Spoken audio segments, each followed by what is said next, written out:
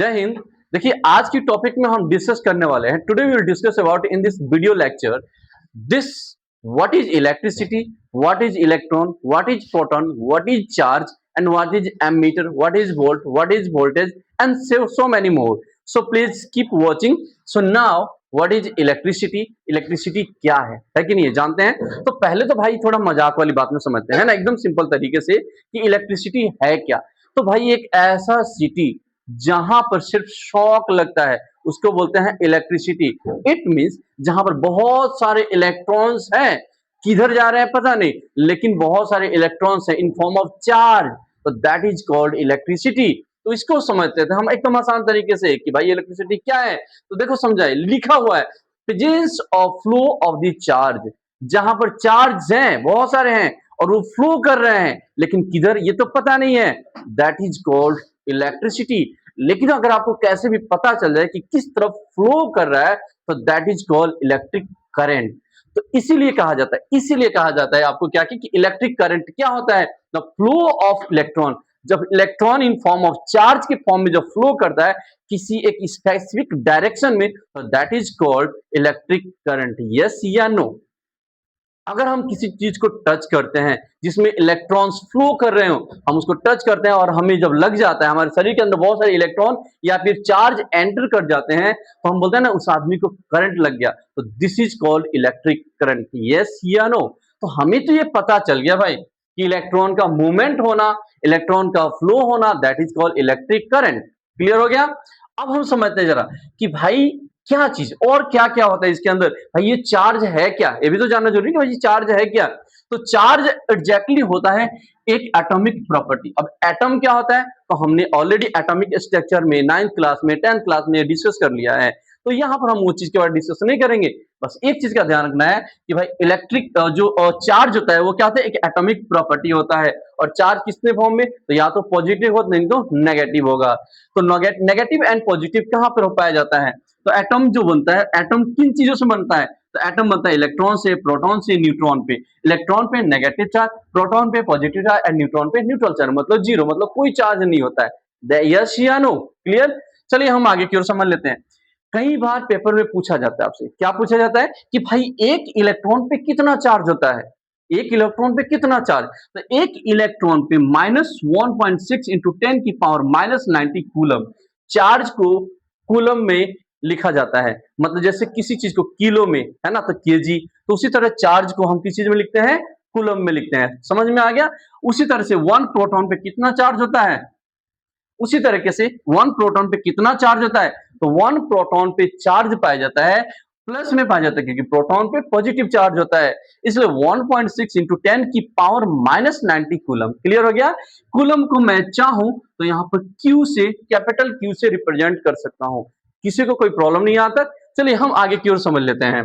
अब एक कूलम, मान लो एक तो क्वेश्चन आपने समझ लिया कि भाई एक इलेक्ट्रॉन पे कितना चार्ज, दैट इज क्लियर, या एक प्रोटॉन पे कितना चार्ज, ये तो। लेकिन किसी ने बोल दिया कि एक कूलम पे कितना चार्ज, एक कूलम पे कितने इलेक्ट्रॉन, मतलब मान लो 1 केजी 2 केजी। क्लियर हो गया। तो उसी तरीके से एक कूलम में कितने इलेक्ट्रॉन पाए जाते हैं, तो एक कूलम पे इलेक्ट्रॉन, अब बोलेंगे सर इलेक्ट्रॉन प्रोटॉन दोनों का नंबर सेम ही होता है, ठीक है। तो एक कूलम पे कितने चार्ज, तो समझिए 6.25 इंटू 10 की पावर 18 इलेक्ट्रॉन्स पाए जाते हैं। समझ में आ गया। और ये भी पर सेकेंड, एक सेकंड में किसी चीज को आप छू रहे हो और तो उसमें क्या हो जाएगा, आप छुएगा तो आपके शरीर के अंदर बहुत सारे इलेक्ट्रॉन आ जाएंगे। तो एक सेकंड में कितना, तो एक सेकंड में आपके शरीर के अंदर इंटर करेंगे कितना, इतने सारे इलेक्ट्रॉन्स आपके बॉडी के अंदर इंटर कर जाएंगे। और इसे हम क्या बोलते हैं, 1 ampere. We can say this 1 ampere. Clear हो गया। तो क्वेश्चन पूछेगा आपसे कि 1 एम्पियर में कितने इलेक्ट्रॉन्स पाए जाते हैं या कितने चार्ज, तो दिस इज इलेक्ट्रॉन, इतने सारे इलेक्ट्रॉन्स पाए जाते हैं। ठीक है, कोई कंफ्यूजन तो नहीं। ठीक है। अब करंट जो होता है भाई, करंट तो आपको पता चल गया भाई करंट क्या होता है, वैसे मैं अभी बताने वाला हूं करंट के टाइप्स, है ना। करंट जो होता है वो क्या होता है, तो भाई करंट क्या हो गया, भाई इलेक्ट्रॉन फ्लो हो गया, तो दैट इज इलेक्ट्रिक करंट। तो भाई करंट जो होता है, करंट को किस चीज में मापते हैं, एम्पियर में मापते हैं। जैसे मान लो चार्ज है तो कूलम में, ठीक है, उसी तरीके से जो करंट है उसको किस चीज में, एम्पियर में। कोई प्रॉब्लम नहीं यहां तक। तो और इसको किस चीज से मापते हैं, है कि नहीं, कोई तो मेजरमेंट होने वाला है।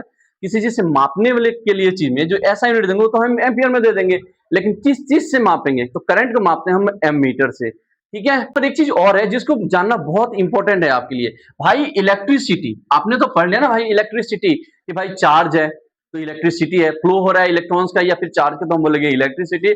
लेकिन ये इलेक्ट्रिसिटी दो टाइप के होते हैं, कितने, दो टाइप से। कौन कौन सा होता है, पहला होता है स्टैटिक इलेक्ट्रिसिटी और दूसरा होता है current electricity. And what are the difference between this to that is static electricity, पहला हो गया स्टैटिक इलेक्ट्रिसिटी, दूसरा होता है करंट इलेक्ट्रिसिटी। अब डिफरेंट क्या है इसके बीच में, तो इसके अंदर जितने भी इलेक्ट्रॉन्स हैं, जितने भी इलेक्ट्रॉन्स हैं, ये क्या करेंगे, मूव नहीं करेंगे, चुपचाप बैठे रहेंगे एकदम मजे से, अरे हमें जरूरत पड़ेगा तब देखेंगे।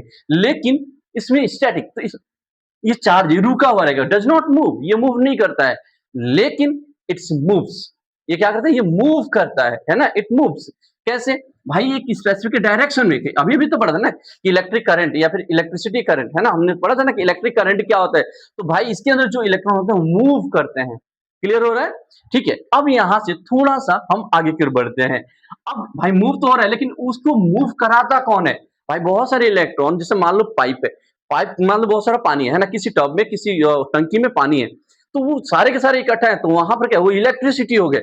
लेकिन अगर उसको किसी पाइप के जरिए किसी तरह मूवमेंट करा दिया तो that is called electricity current. Clear हो रहा है, लेकिन उसको मूवमेंट लाया कौन, उसके अंदर इलेक्ट्रॉन को फ्लो कराने का काम करता है, आगे की ओर उसको बढ़ाने का काम करता है, तो उसको बोलते हैं वोल्ट।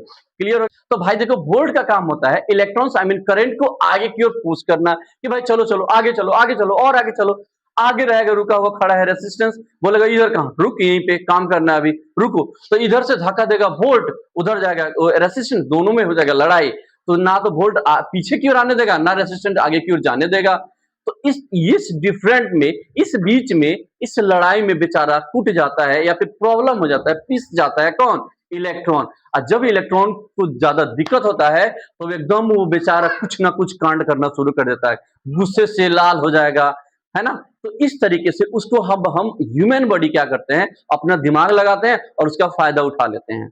उसका फायदा उठाने के लिए हम क्या करते हैं, इलेक्ट्रिक बल्ब में टंगस्टन फॉर्म में यूज कर लेते हैं। टंगस्टन एक अपने आप में क्या है कि मेटल है, इसका मेल्टिंग पॉइंट होता है 3422 डिग्री सेल्सियस अप्रोक्सीमेटली। कितने लोग यहाँ पे 28 है, 33 भी लिख सकते हैं, डजेंट मैटर, लेकिन करेक्टली ये 3222 डिग्री सेल्सियस। इसको फ़ारेनहाइट में लिखा जाए तो 6192 डिग्री फ़ारेनहाइट। क्लियर हो गया, तो ये है इसका मेल्टिंग पॉइंट किसका, टंगस्टन। टंगस्टन जो काम करता है, फिलामेंट का काम करता है इलेक्ट्रिक बल्ब में, जैसे कि आप यहाँ पे देख सकते हैं, ये क्या है, ये टंगस्टन है, टंगस्टन में जो ये बना हुआ है इसको बोलते हैं हम फिलामेंट।